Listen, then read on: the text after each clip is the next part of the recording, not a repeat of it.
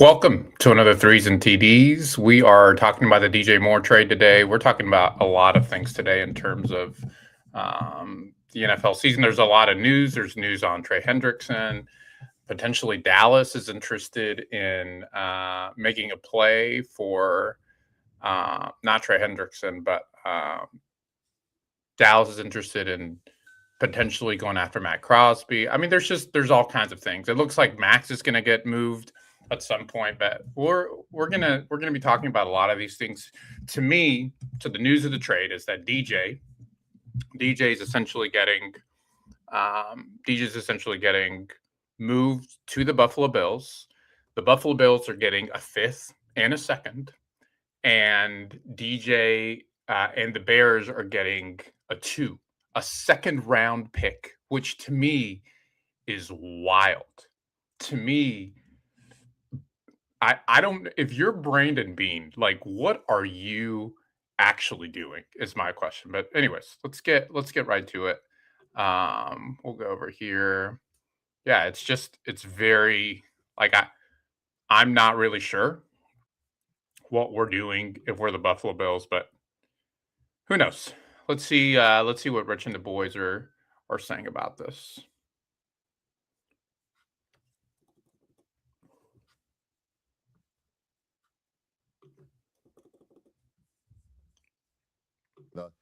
By the Buffalo Bills.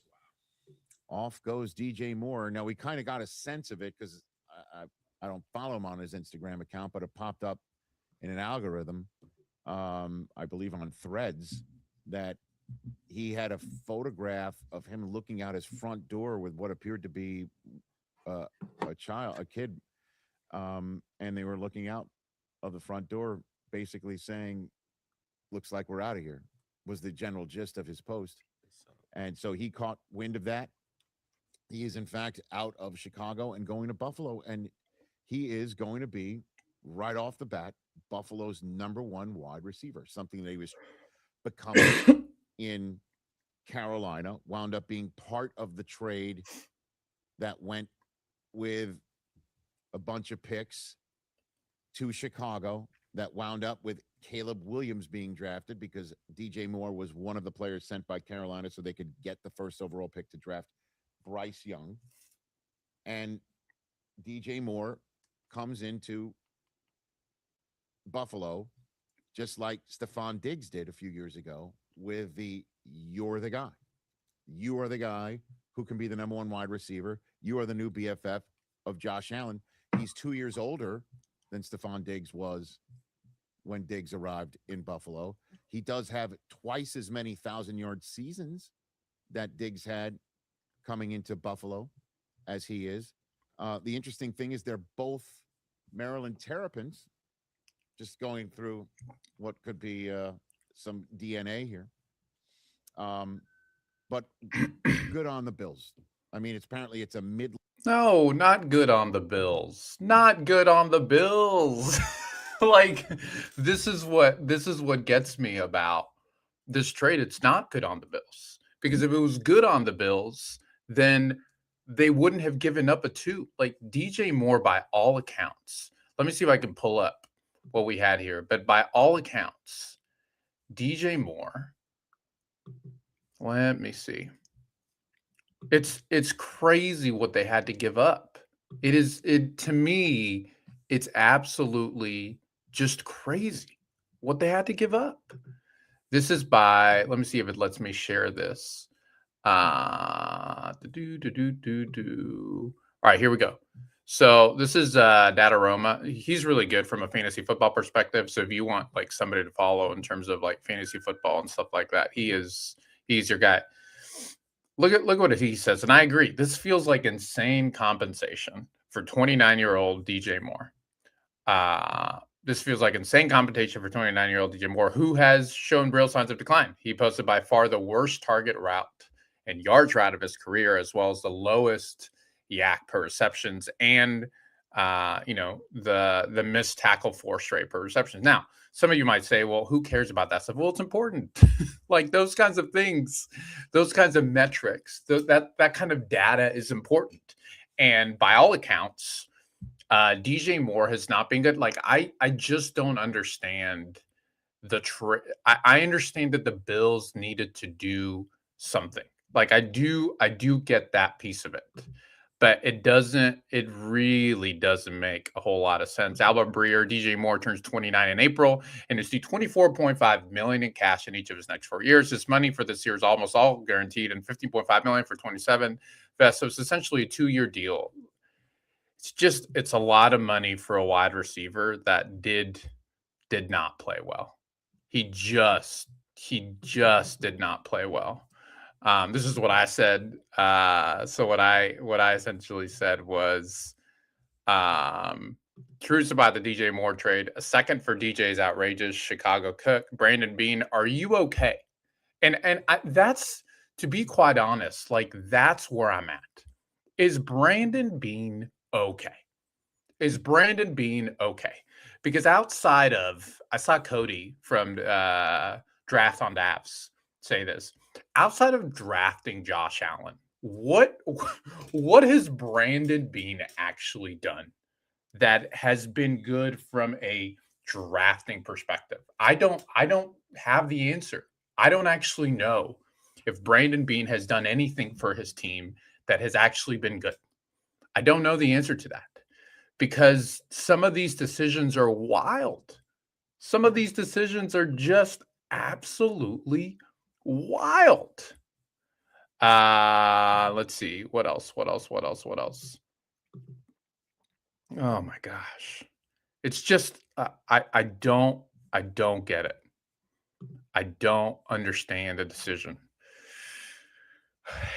Also, the other thing is, and Solak said this too, like there's no way that AJ Brown now is getting anything less than a 1. Like there's no way that Howie Roseman is going to be okay with parting with AJ for they gave up a 2 for him. They gave up a 2. So yeah, I mean there's no way to me that AJ is going to get away with just like being a 1. With anything less than a 1. DJ had a bad year. He can still play with Buffalo. I mean, here's the thing about Buffalo, right? Like, the thing with Buffalo is like, at least he becomes. A lot of people are saying, well, there's no way. People that are saying he's the number 1. He is the number 1 in Buffalo. He is the number 1 in Buffalo. Shakir was their best wide receiver last year, and what did Shakir do? Shakir's more like a yards after catch kind of guy for me. So I don't know. This is, to me, it's wild behavior in lots of ways. But let's keep listening to Rich. Level draft choice could be what, 4th that turns into a 3, 5 that turns into a 4. I don't know what it's going to be, but if you're sitting there 3rd round, 4th round, 5th round, you're the Buffalo Bills, and you're looking at the wide receivers still available in the draft, you're hoping to get the next DJ Moore. And it took DJ Moore a couple of years to turn in to DJ Moore. You might as well get the genuine article, which the Buffalo Bills did. Mm-hmm. And congratulations to them for doing it. And as for the Bears, I guess it's like, let's just figure out what to do with our youngins. Our Iceman and Caleb Williams, let's get them another guy maybe in this year's draft. Also, there's the iceberg and the tip. Like I always say, that you never know what's going on.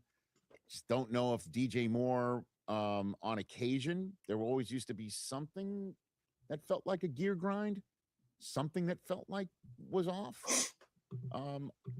I guess the only thing that I can really advocate for is the fact that DJ is now being paired up. DJ is now being paired up with a coach that, like, he had a lot of success with. He had a lot of success with a head coach at Buffalo when he was at Carolina. If you look at the numbers and if you look at the best thing that happened, Brady and him did kind of cook in Carolina that year. He was utilized a lot as an X. He was utilized a lot as an X receiver. So maybe Joe Brady says, hey, like, maybe this is going to work out. Like, hey, maybe something like this will work out. But I just have a hard time seeing giving up a two for Joe Brady to me isn't like, I'm sorry, giving up a 2 for DJ Moore is wild behavior. But anyways,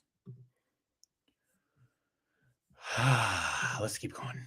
And on that last interception of the playoffs for Caleb Williams, or the last interception of that game in the playoffs that ended essentially their hopes, that led to the Rams winning and moving on to Seattle as opposed to Chicago. He ran a route that didn't look all that crisp, and Chris Collinsworth called him out on the spot. So you put it all together, and DJ Moore is now Buffalo Bill. And I kind of dig it. It's better than what they currently have for a number one wide receiver. Keon Coleman, as we all know, didn't. I mean, he's not wrong about that. He's not wrong about that. Let's be fair about that. He's not wrong about the fact that Buffalo's Shakir is the number one guy in Buffalo. So he's not actually wrong about the fact that it raises at least a passing floor for Buffalo. But once again, giving up a 2 is insane. Giving up a 2 is insane. Like, he's not worth the 2. Really prove very quickly. So not a bad move right there. Meanwhile, Suze, your Patriots told Stephon Diggs they're done. Yep. And so maybe the Bills would take him back.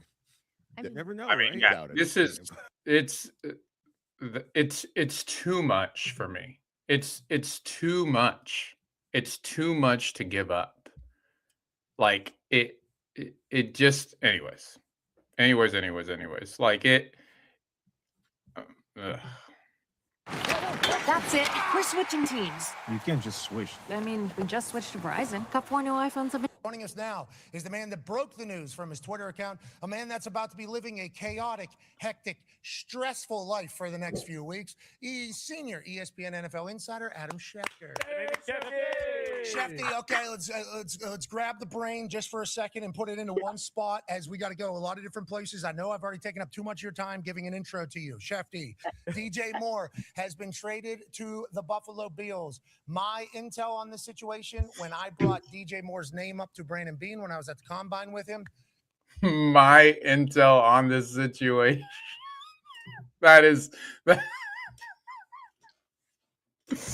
That's crazy sauce. That's crazy sauce, Pat. But okay, my intel. Glowingly sang his praises, loved the way he played football. That was a conversation I had with him at combine. I had no idea he was going to make a trade for a wide receiver, but here we are. The Buffalo Bills add DJ. How'd we get here? Why'd we get here? And what are your thoughts? And what are people saying about it, Shefty? Well, again, Buffalo was in the market for a wide receiver, and I think Here's another question, and I should probably know this as a Carolina guy. Was Brandon Beane with Carolina when they drafted DJ Moore? That is actually, hold on one second. Were they together in Carolina?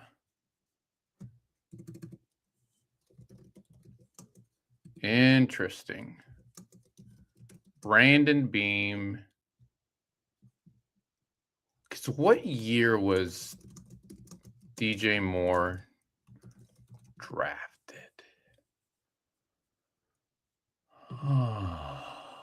Let's see here. Let me try to share this part and then y'all can. Yeah, so DJ Moore was drafted in the 2018 draft. So DJ Moore was drafted in 2018. And then he was drafted by the Panthers. And then what year did Brandon Beane go? So what year did Brandon Beane go to Buffalo? So so they drafted him a year after the fact. So it is crazy. It is a little crazy that he has been in Buffalo since 2017. Like that is a very long time for him to be in Buffalo. I did not know that he had been in Buffalo for that long. So that's kind of wild.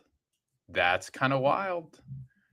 Not gonna lie, that is kind of wild. There's a little bit of a receiving race in the AFC East because you knew that Buffalo was going to be adding a receiver, and you know that New England is going to be adding some offensive weapons. So Buffalo strikes first and reaches agreement today with the Bears for a trade for DJ Moore. Now, again, we're still waiting for the compensation. My guess is it's going to be a draft pick, mid-round pick. We'll see how it works out. That should be out here fairly soon. But DJ Moore becomes the newest weapon and the kind of playmaker that the Bills are looking for. Again, It's not a mid-round pick. It's a second-round pick. I guess they're giving up a 5, so maybe it averages out to somewhere in the middle. But, like, just to be clear, they gave up a 2. Just to be clear, they gave up a 2 for DJ they Moore. always were going to go out and get somebody like this. And you can make the argument DJ Moore was about as attractive as any wide receiver on the market. Chicago was ready to move on. They have the young receivers that they already do with Roma Dunze and Luther Burden and Colston Loveland and Cole Kmet. DJ Moore's a veteran, and now he goes on to the Buffalo Bills, where he played in Carolina with Joe Brady. Joe Brady knows what he's getting Interesting. from having coached him in Carolina before Carolina traded him to Chicago as part of that deal that essentially got the Panthers the number 1 overall pick. And the amazing part about that trade was that trade wouldn't have gotten done unless the Panthers included DJ Moore in that deal for the number 1. That was the piece that clinched that trade. And now the Bears have taken that piece and are going to be sending him to Buffalo, where the Bills hope he's the missing piece to get to that game that they have not yet gotten to with Josh Allen at quarterback. Obviously, you have the best player on earth. You got to win the Super Bowl. There's going to be heat on Bean. Does this quell the fans a little bit now that they bring in a number 1 wide receiver type for Josh Allen's offense? I think let me see if I can share this by Ben Gretsch, who's really, really good, and I like him. Excited for DJ Moore in Buffalo, but also feel this is clearly a bad trade value. And in my opinion, it's Exhibit A, supporting claim that Bills botched their offseason reorganization. The round 2 pick is more valuable, but Bean won't be around for that without addressing wide receiver self-preservation. I think he's right. I mean, I think like I don't know that that's completely like off. I just don't know that. I don't know that that's completely off. Football Analysis, y'all should go follow him on YouTube. He's phenomenal. The more I sit back and think about it, I can't get over how bad a process it is to trade a 2 for a declining 29-year-old coming off.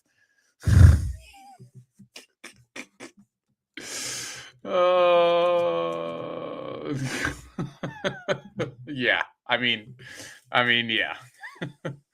It's what does he respond? Looks like you will never say anything good about the Bills since McDermott got fired. Love the victim mentality for an adjustment with terrible move. Drafting a Mark Cooper in the first round and saving $40 million would be, I mean, yeah. It's if you wanted to improve your wide receiver room, there were better ways to improve your wide receiver room than trading for DJ. And maybe Joe Brady and company say, hey, like we think that we can make this work. I never understand what the Bills are doing. I don't understand what the Bills are doing. You have arguably the best quarterback in the league. If you don't want to call him the best quarterback in the league, that's fine. Call him the 3rd or 4th best quarterback in the league. And you keep making decisions like these. I just think if you're Chicago, once again, these organizations, to me, could not be going more in opposite directions. These organizations, to me, could not be doing opposite things. Ben Johnson and the Chicago Bears are doing what good organizations do. You got a second for a player that you weren't even using. You didn't really utilize them, so you give them up, and you get a second out of that, and you only have to give them away a 5th. Like, it's just good draft process by the Chicago Bears. It's phenomenal draft process. Like, it's just to me, it's like it just shows how good they are. So I don't know. Like from a fantasy football perspective, Rich had a really good tweet that I think was good. DJ Moore, let me see if I can pull it up here. So DJ Moore was on the field for 86.2% of the drop pass accuracy, including the playoffs. No other Bear was higher than 65.6. A big spike coming for the young pass catchers here. We already knew that. Like we already knew that. I was telling some of y'all to go get Luther Burden because his yards per reception was way higher. His yards, the last part of the season, his yards per reception was huge. Same with Luther Burden. But now if you go draft him on Underdog, it's probably going to cost you some more. But let's keep going with Rich. Very small sample of more off the field, which I don't believe tells a ton of truths. Loveland, 64 routes, 24.2 target share. Burden, 62 routes, 20.3 target share. I believe the answer is yes to all three. Just the buy offense. Loveland's probably my favorite, but he's probably tight end 3. Hard for him to spike too much more, but he's so damn good. I agree with all of that. Like I just think, and John Dago had another one here, including the playoffs. The Bears ran 148 plays. So including the playoffs, the Bears ran 148 plays with DJ Moore off the field last year. Target share on those plays, Luther Burden, 22%. DeAndre Swift, 14%. Colson Loveland, 13%. Roman Dunze, 12%. Burden, this is crazy. Burden was targeted on 34% of his routes without on the field. JSM was targeted on 33% of his routes. I mean, it's Luther Burden in fantasy is going to feed families next year. It's ridiculous how good Luther Burden is. It's anyways. Let's listen to the Underdog guys and see what they have to say about it. Thank you.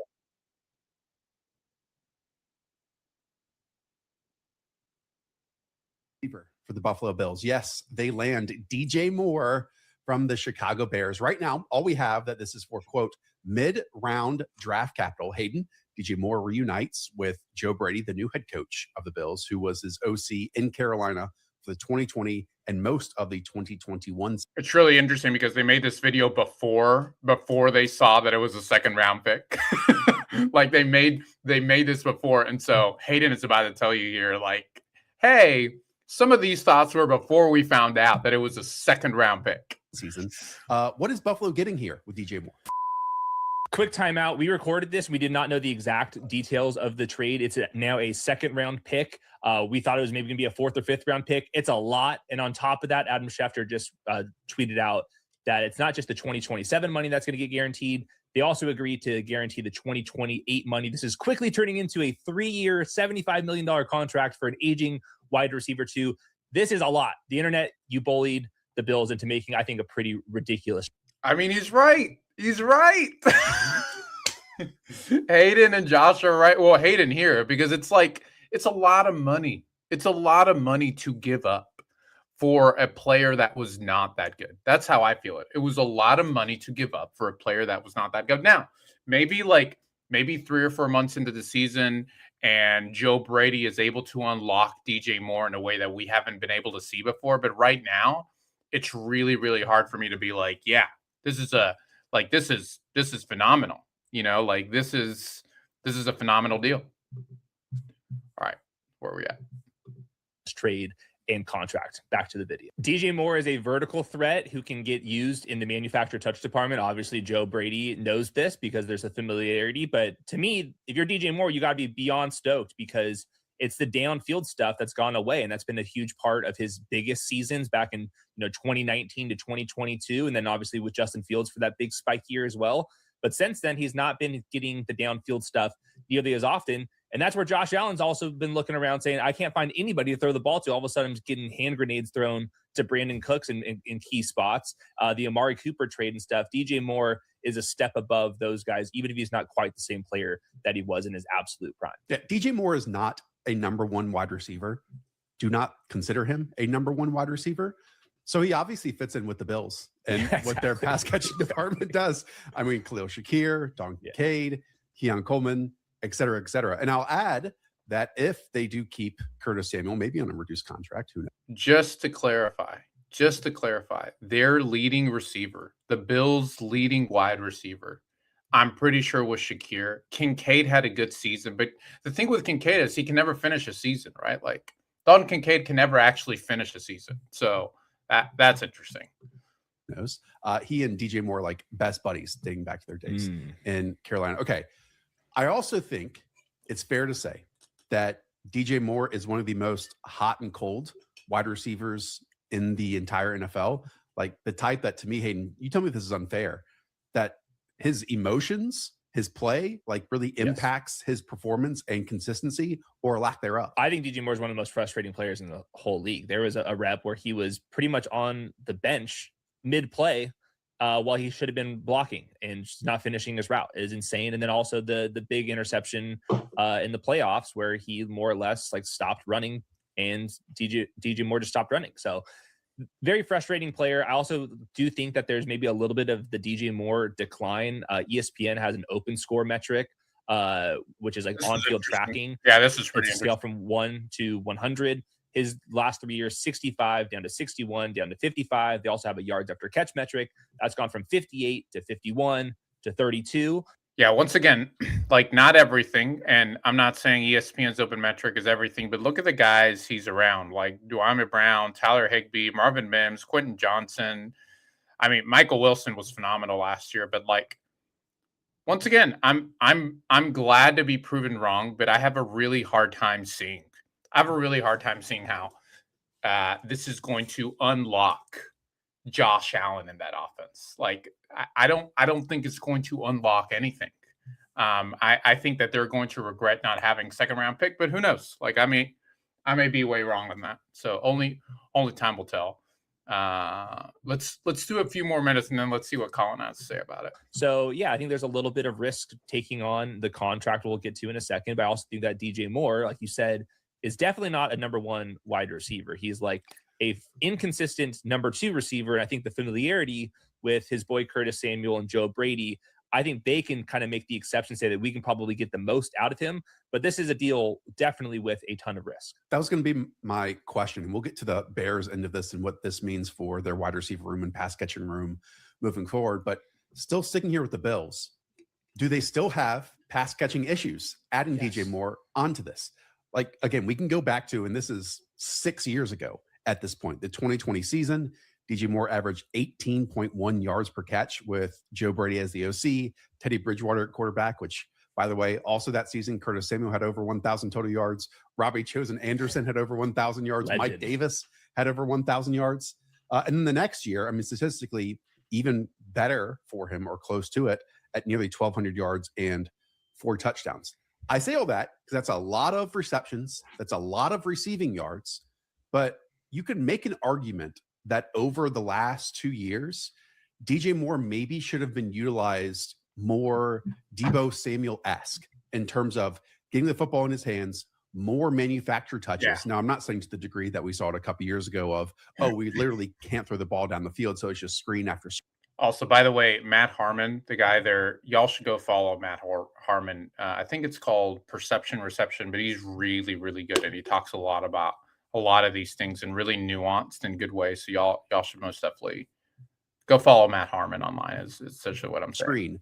But it did feel like there was a disconnect at times with Caleb Williams and especially a Ben Johnson timing and rhythm-based offense of you need to be at this place at this time. Here's the deal.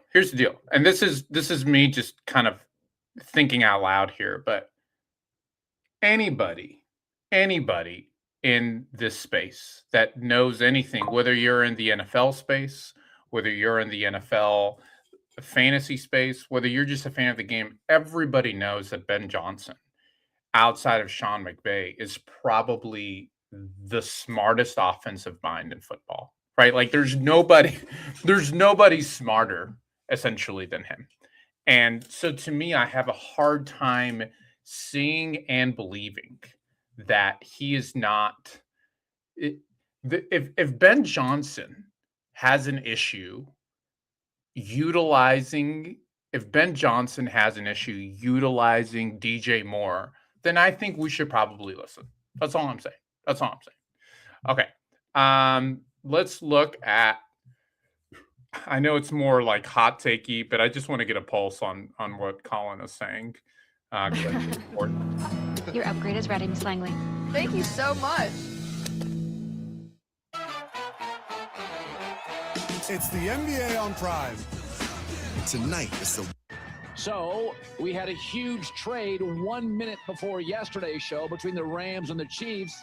We've got another one just came down, Bears and the Buffalo Bills. So everybody has been throwing shade at Brandon Beane, the GM of the Bills.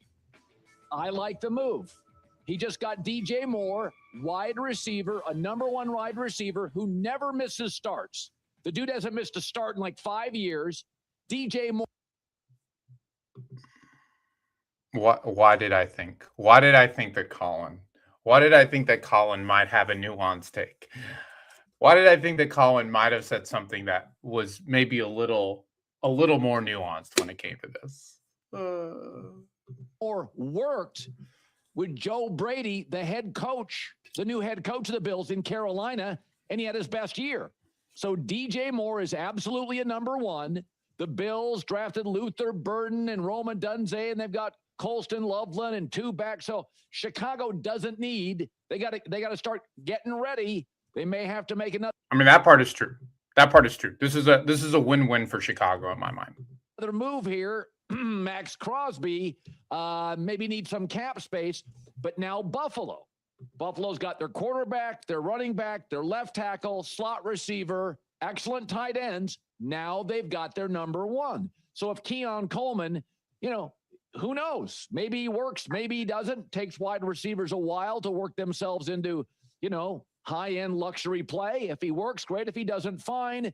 But look at Buffalo's offense. And they're going to give up a mid-round pick, probably give up like a 4. But this is a move I like.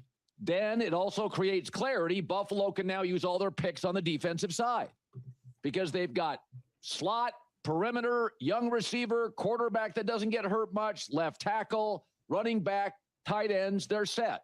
Nice move. And the Bears, a little cap relief here, maybe big game hunting. And I want to talk about that because the Rams yesterday gave up another first-round pick. Now, they still have one left, but they have traded 9 of their last 10 first-round picks. Yet they're Super Bowl favorites. Yet they have the second most playoff wins outside of Kansas City in the last 8 years. Only one losing season.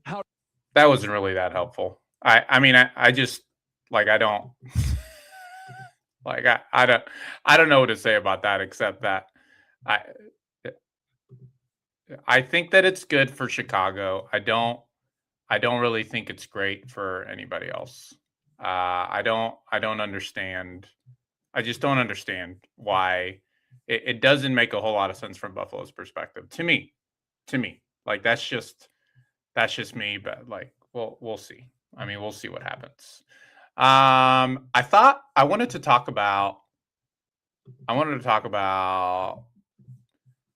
a tweet from oh gosh. Okay, before we do that, look at this. So yesterday, I don't know if y'all saw this yesterday. This is insane.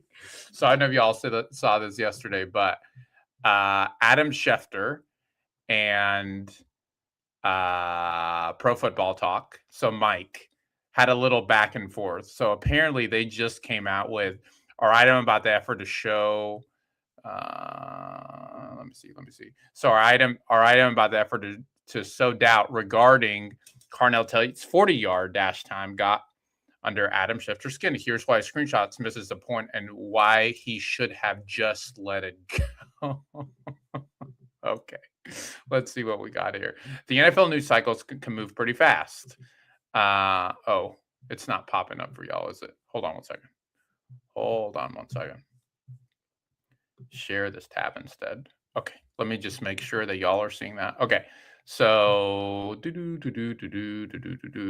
NFL news cycle can move pretty fast, whether it's hand time or laser time. The distinction has provoked an unexpected fracas between yours truly and Adam Schefter of ESPN, and a comment he made today on Pat McAfee's show has nudged me to do something I didn't really want to do.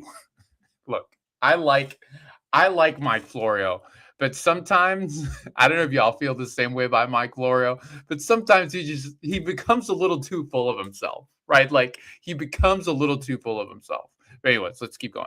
The distinction has provoked an unexpected fracas between yours truly and Adam Schefter.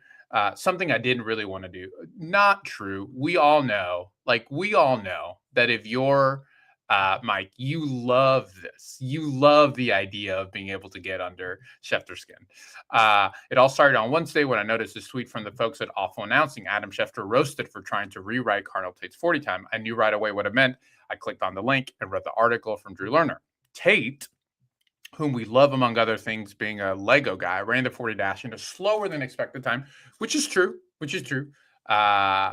4.53 seconds at the scouting combine. Schefter, who routinely gets scoops about Drew Rosenhaus clients, more on that later, before anyone else on the media puts this on there. Tate, a potential top 10 pick, was timed by several NFL executives and GMs on Saturday with a 40 time in the range of 4.5 to 4.4 seconds. Although the combine registers official times, teams always conduct their own timing and those measurements of teams. Okay.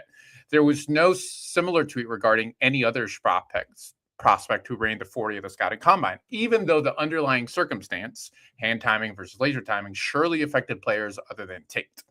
Put simply, Schefter was doing a solid for a good source. The instincts of those who had roasted Schefter were correct. Here are the two photographs from our item on the situation that seemed in particular. The broader point, as addressed by Lerner, is that some are seeing through Schefter's report as an effort to do a favor for Tate's agent, Drew Rosenhaus. It's part of the gig, and it's something that, to the trained eye, seems recognizable. Did Schefter canvass multiple teams for the numbers, or did he simply copy and paste the text from Rosenhaus? So essentially, what Mike is suggesting here. So what Mike is suggesting is that Adam just got the texts from Rosenhaus. He didn't actually get any other reports, and he's just. And by the way, for those of us who are in the NFL Twitter space, this is the thing that we know. Like, we know that a lot of these insiders, whether it's Schefter, whether whoever it is, like, we know that they're just throwing out information from their agents. So Mike Florio is not doing anything new here. All right. So Schefter, who had ignored Tyler's tweet and the post from Awful Announcing, responded to our tweet by posting screenshots of the pair of texts. This is also true. Let me see if I can pull this up for you. Share this app instead. So once again, a curious question emerges. So Pro Football Talk, this is hilarious. So Pro Football Talk essentially says a curious question emerges about Carnell Tate's official scouting combine 40-yard dash of 4.52 seconds. Schefter then replied, and says, just to prove you wrong again. And he's essentially posting screenshots saying, and he posts more, we too on it, Schefter from the top ropes. So like NFL Twitter was loving like every part of that. Okay, let's go back to the original article. So to support communications with team employees regarding the hand time measurement, the response in his ensuing victory lap with McAfee was viewed by some as proving that Schefter was right about everything mentioned or suggested in an article. But whether or not he actually texted team officials about Tate's 40 wasn't the point. Schefter was clearly doing a favor for Rosenhaus by sowing doubt regarding the official time. By the way, this is what agents do. Like, hold on.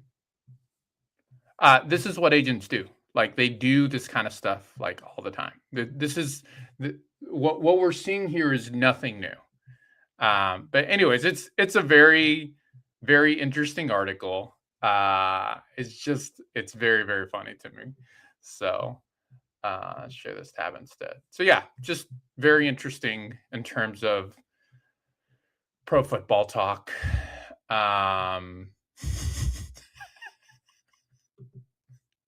This is hilarious. Bill Barnwell, Brandon Beam is not okay. And look, I agree with that. I agree with all of that because I just don't understand. I just don't understand why. I know I've been saying the same thing for a little bit now, but the trade doesn't make that much sense to me. It doesn't make that much sense. But once again, I'm glad to be like proven wrong over time. But listen to what Bill says here. So DJ Moore trade always made sense for the Bears. They ended up paying $20 million of his extension before it even kicked in, but they get out of the $49 million over the next 2 years, which didn't make any sense for them, with Moore being the fourth option in the pass game. It's true. They weren't utilizing them. That's why I think the Bears won this trade. That's why, for me, the Bears won this trade. So it's, I don't know. We'll see what happens. And this is really interesting too, in regards to AJ Brown. I mean, there's no way, right? Like, to me, if you really study this now, there's no way that AJ Brown is getting anything less than a 1, right? And I've been saying this all offseason. I never understood the thing that, like, people were saying, oh, like, there's no way that AJ Brown's going for a 1. DJ Moore just went for a 2. There's absolutely way. There's absolutely a way in which he goes for a 1. So does this pull up for y'all? No, I need to share it instead. So it's pretty interesting. This is ESPN receiving scores, which I find really, really interesting. And essentially, these are rating. This is what the NFL website says. These ratings updated weekly use player tracking data from NFL Next Gen Stats to evaluate every route a pass catcher runs and scores its performance in 3 phases of the game. So the first phase is essentially overall. So it's overall, open, catch, and yards after catch. And it looks like what Bill is trying to suggest is that AJ Brown's rank among all receivers in receiving score in each year he's been in the league: 2nd, 5th, 7th, 1st, 2nd, 1st, and 6th. So, I mean, it's important. It's important. AJ Brown 6th here, like that was his overall, like, 6th. That matters. I'm just saying that matters. It matters because there's going to be a team that gives up a lot to go get him. Like, there's going to be a team that gives up a lot to go get him. But yeah, really interesting. The other piece that I found interesting as well was, let me see if I can find it here. I think or did I tweet about it? I might have sent a tweet out about it. But Trey Wingo. Things are moving fast with Max Crosby. Last night, Dallas thought they were close to a deal, but since other teams have am I sharing this? Sorry, with StreamYard, sometimes I'm not sharing it. So let me make sure that I share it. So where are we at? Trey Wingo. I just had it pulled up. I'm sorry. Share this tab instead. So things are moving fast into Max Crosby. Last night, Dallas thought they were close to the deal, but since then, other teams have raised the ante, potentially in an offering. The Raiders, 2 first-round picks. Expect the Dallas now shift their focus to Trey Hendrickson. I mean, a Dallas front, for all, I tweeted about this a few days ago. For all the shit that Jerry Jones gets, getting potentially like Max Crosby or getting a Trey Hendrickson to pair with Quentin Williams, it could be worse. It could be worse in Dallas. Now, I would argue you just, like, I'm not saying that this negates the idea that it doesn't negate the idea that they shouldn't have, it doesn't negate the idea that they shouldn't have signed Micah Parsons. It feels like feelings got hurt, but yeah, it's kind of crazy. It's kind of crazy to be honest.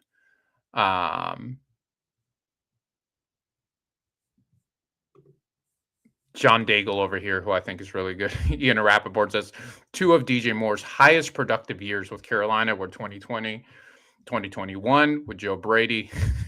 Then John says he was 23. That's kind of funny.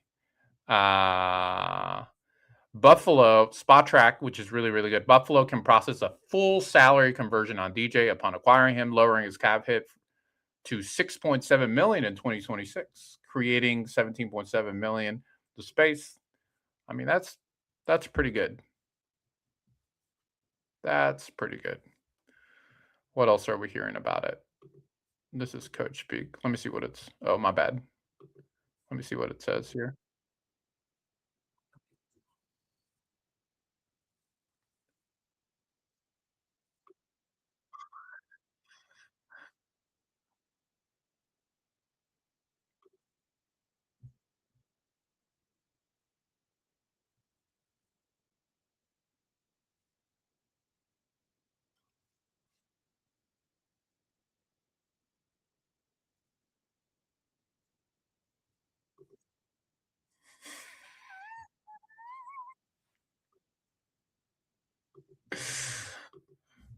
That's what gets me the most. That's what gets me the most about Brandon Bean.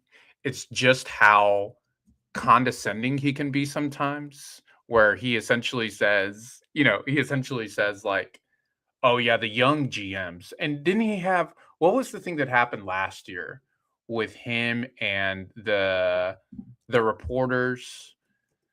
What? There was something that went down last year with let me share this. Oh, I am sharing this. So Brandon Bean radio.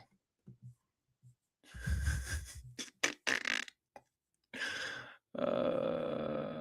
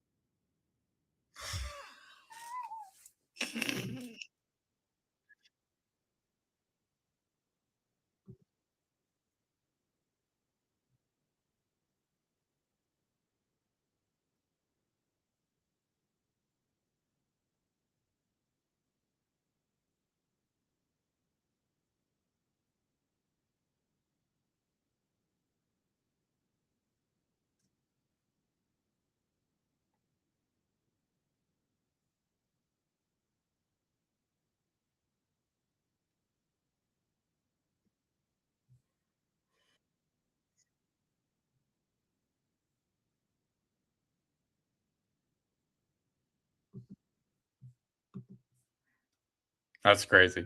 That's crazy. Especially when your wide receiver one is Shakir. I mean, his point of we scored 30 plus points. Right. When you have Josh Allen, like when you have a player like Josh Allen, that helps. But to me, and maybe this is a roster construction kind of thing. Like maybe it's like they just think that they have such an advantage where they don't actually need to improve their team because Josh Allen is such a freaking beast. But like it doesn't make sense. Why would you not want to help your guy? Why would you not want to give him more weapons and but who knows? Who knows? I don't love this trade. Unless the spot track guys are correct. Let me see if I can find that spot track tweet. Unless that's true. Yeah, it's going to be interesting. I just think AJ Brown is going to go for a lot more. Like AJ Brown is going to have it. Like Howie is going to get a lot for AJ Brown. Is my point. But we'll see what happens, man. We'll see what happens. We will see what happens. Yeah, I think it's gonna be really interesting to see how it all goes down in terms of this. Let's see what CBS Sports is saying. Oh, I need to fix that. Sorry. Sorry. I need to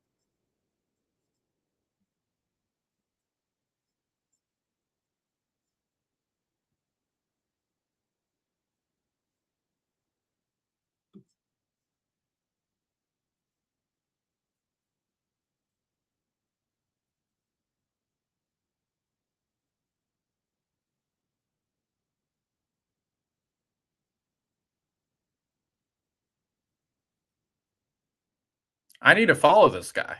This is like, yes, yes. Apparently, I need to follow this guy because he's actually saying things that actually make sense instead of all these other hot takes.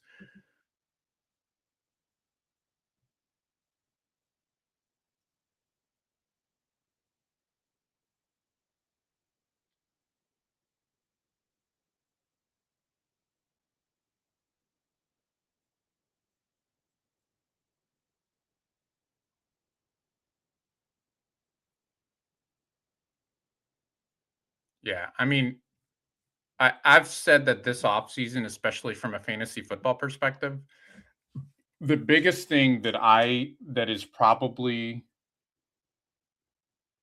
the biggest thing that's probably going to happen in the fantasy football world is that I think Luther Burden is going to get traded, is going to be drafted above that. Luther Burden is going to be drafted ahead of Roma Dunze.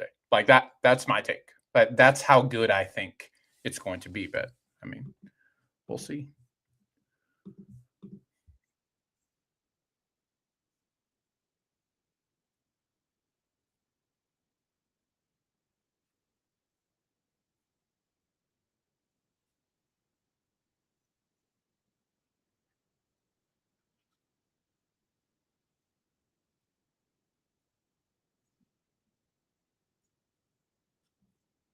He's right. He's right.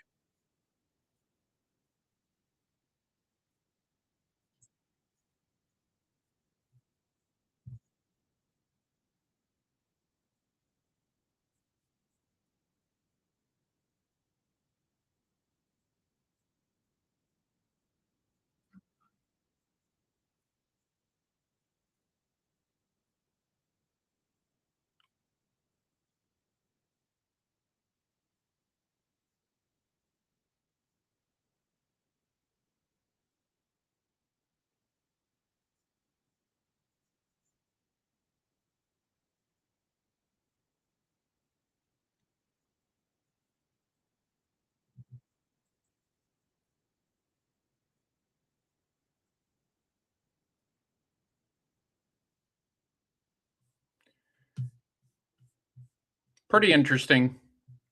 I mean, he probably made the most sense out of all the guys that we heard and listened to, right? Like, yeah, it's gonna be really, really interesting. We are almost to the end of our time. I'm gonna try to go live for at least an hour every day. I'm gonna try for it to be at this time. But yeah, I the DJ Moore news was the big news, but it would not surprise me if we see some Max Crosby stuff coming out here soon. Albert Breer had a really good. I mean, Albert Breer talked ad nauseum about how he thinks that he might get moved today, not today, but like this week. So like it would not be surprising to me at all if we get him moved, but like we're just gonna have to see. We're gonna have to see. Free agency starts on Monday. So yeah, like it's going to be a really, really interesting. The NFL never sleeps, right? That's the thing about the NFL. It just keeps going and going and going and going. And that's why we love the NFL. So once again, I need to update my StreamYard so that I can see comments. I saw at some point there was like 2 or 3, like even right now we have like 3 live viewers, but it won't let me see comments. So if y'all commented, I'm gonna have to go back and look to see yeah, to just kind of see what the comments are saying. But yeah, I'm excited to be able to do this regularly. I'm going to try to hop on at this time, especially during the weekdays. During the weekends, it might be more like in the evenings.